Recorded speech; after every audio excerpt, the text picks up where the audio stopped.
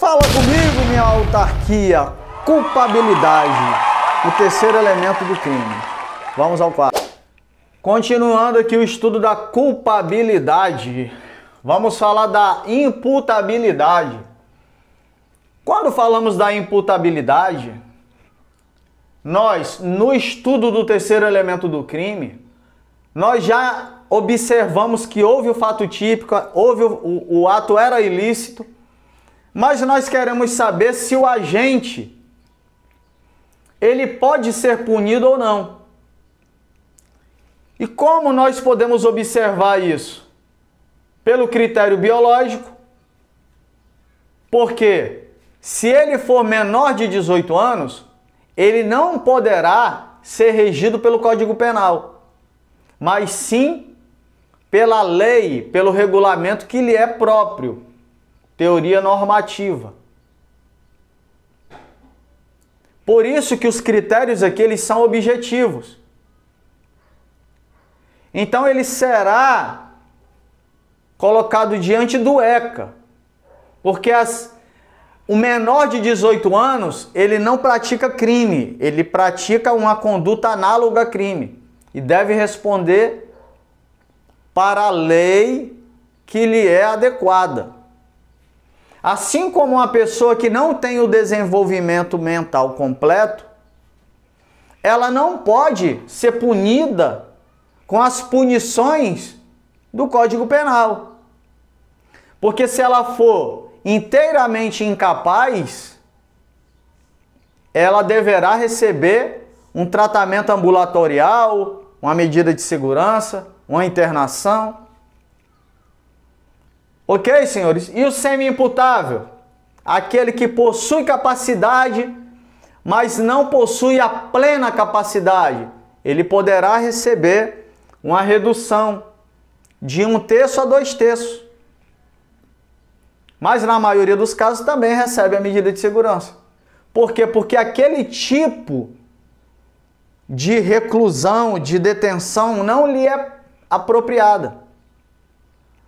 Poderia dar exemplo aqui para os senhores, numa época de tantos transtornos que têm aparecido, têm sido descobertos ou desvendados pela medicina, e também numa época em que o bullying, racismo e tantos fenômenos acontecem.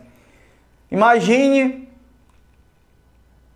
um jovem que ele é especial, ele não tem o desenvolvimento mental completo e ele é alvejado pelo preconceito, pelo bullying e por toda esta podridão que a desigualdade faz na sociedade. Imagine que esse menino pega um objeto e dá na cabeça do seu ofensor. E o ferimento é grave. Deverá esta pessoa, ainda que ele tenha mais de 18 anos, ele deverá ser preso? Não, ele não pode ser preso. Mas Taurino ele lesionou e a lesão foi grave, pode até ir a óbito. Ok? Mas ele não tem capacidade completa. Então ele deverá atender a norma que lhe é pertinente.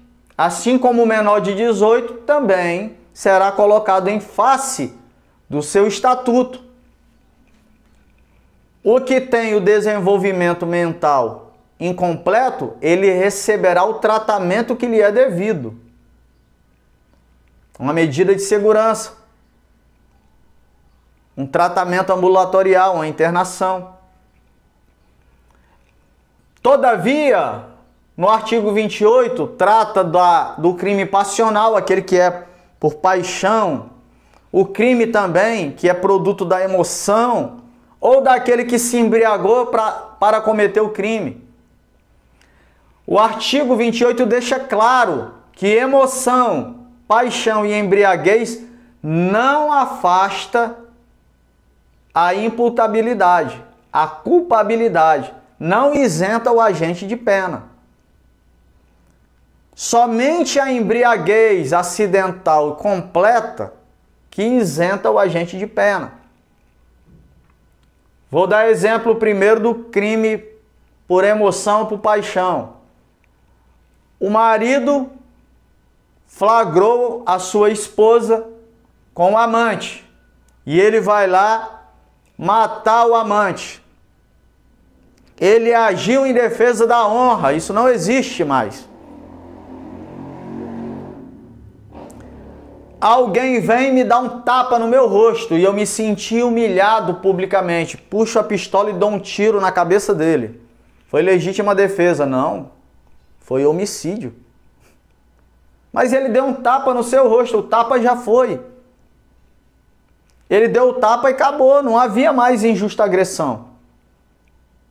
Eu deveria fazer uso da lei, responsabilizá-lo pela lesão leve.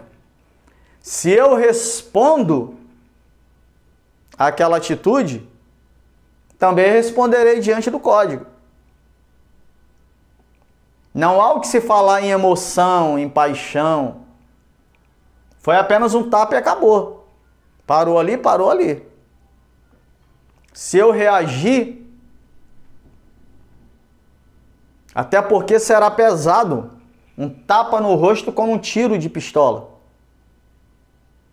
Ok? Potencial consciência da ilicitude é quando o erro recai sobre a ilicitude do fato, podendo ser excusável ou inexcusável. Imagine aquele senhor que mora numa fazenda no interior e que se nega a se socializar, ele se nega a fazer parte do avanço, ele se nega a se digitalizar, se informar, se atualizar. Ou por que não exemplificar com os nossos amigos nativos, que eu não gosto de chamar de índios, os nativos, que também tem lá sua cultura, onde tem ainda vergonha na cara, dignidade e honra, não é? E se eu imagine que um nativo ele vem para a cidade grande passear, conhecer, e ele fica vislumbrado com o shopping, e ele tem seus utensílios pessoais. E aí ele deixa ali em cima de uma bancada no shopping e fica olhando as lojas, apaixonado por aquilo, lindo. Quando ele procura os seus utensílios, alguém furtou. Aí ele, querendo compensar aquilo, ele vai e pega um objeto, um produto de uma loja para compensar. Ele não sabe que ele não pode pegar. Porque ele imagina que se pegaram dele, ele pode pegar o dos outros. Ele acha que é aquele escambo que acontecia na tribo. É um erro sobre a ilicitude do fato. Ele ali, ele não entende que aquilo é crime. É um erro de proibição. Perfeitamente compreensível, desculpável, justificável.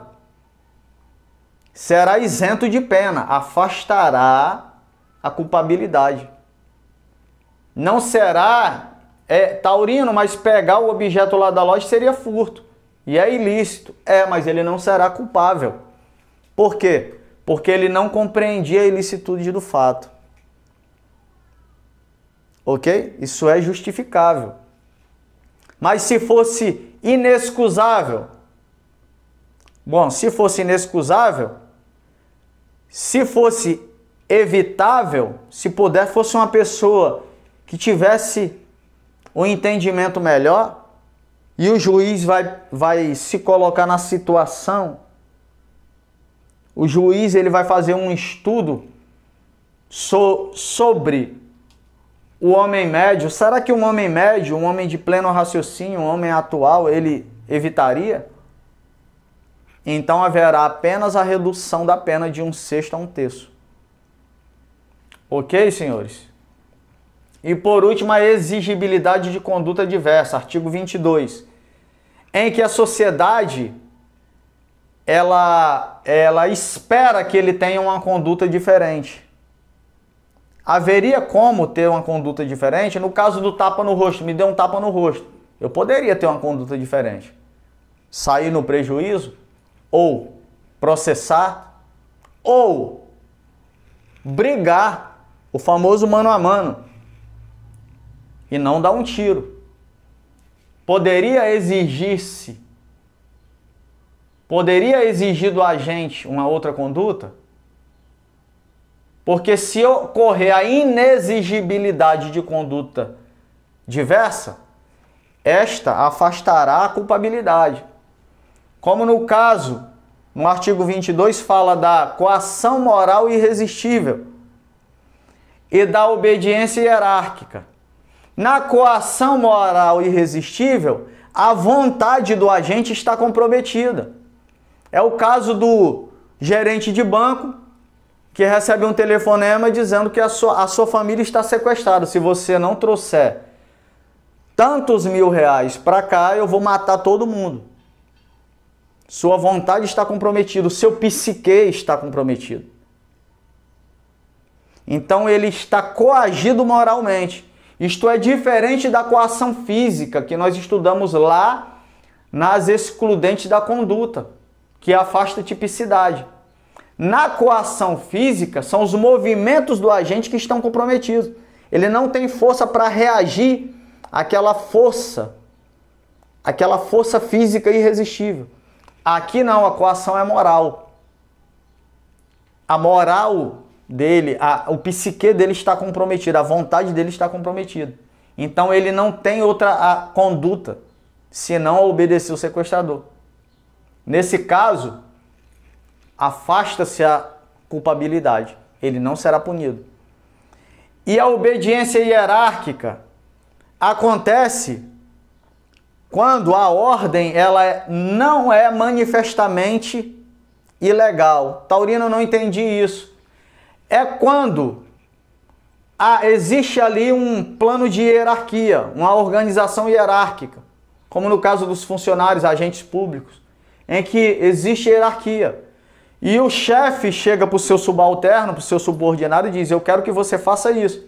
Imagine o delegado chegar para o policial civil e diz assim, ó, vai na casa tal e prende fulano de tal. Aí o policial pergunta para ele: mas cadê o mandado de prisão? Ele fala: não, o juiz já está liberando, pode ir que tá tudo certo. Ele vai lá e prende, sem o referido mandado.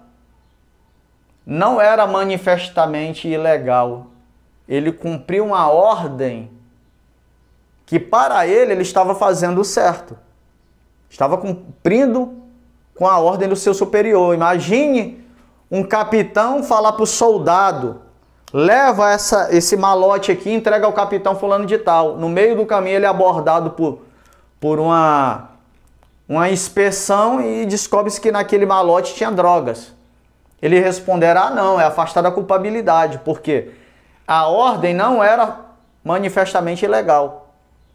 Ele estava em obediência hierárquica, afasta-se a culpabilidade, o agente não será responsável. Nesses casos, quem responderá, Taurino? No caso da coação moral irresistível, o autor intelectual do crime, o sequestrador.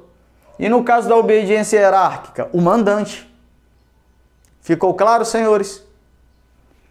Culpabilidade, o terceiro elemento do